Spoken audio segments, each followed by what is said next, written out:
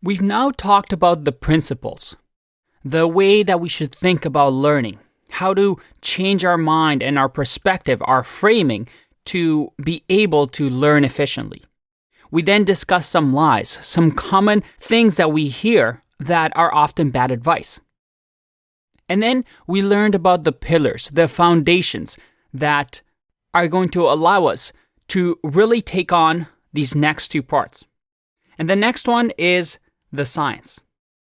This is a very exciting part because this is where we actually learn how the brain works.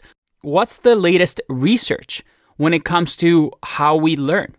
How can we use latest research and studies to be more efficient with our learning, to understand what's good for learning and what's bad for learning?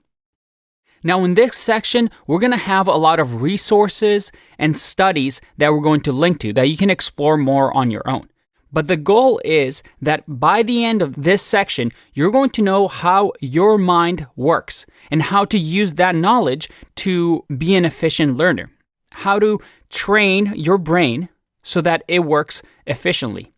And the reason that we didn't start the course with the science, which seems like the natural way to start, was that in order for us to really make use of the science by just learning a bunch of facts and a bunch of studies, we now have the foundation necessary through the principles, the lies, the pillars to identify what we need to be efficient learners. And now, combined with the science, it's going to allow us to be prepared for the last section, which is the techniques, where we finally learn the techniques necessary to be efficient learners.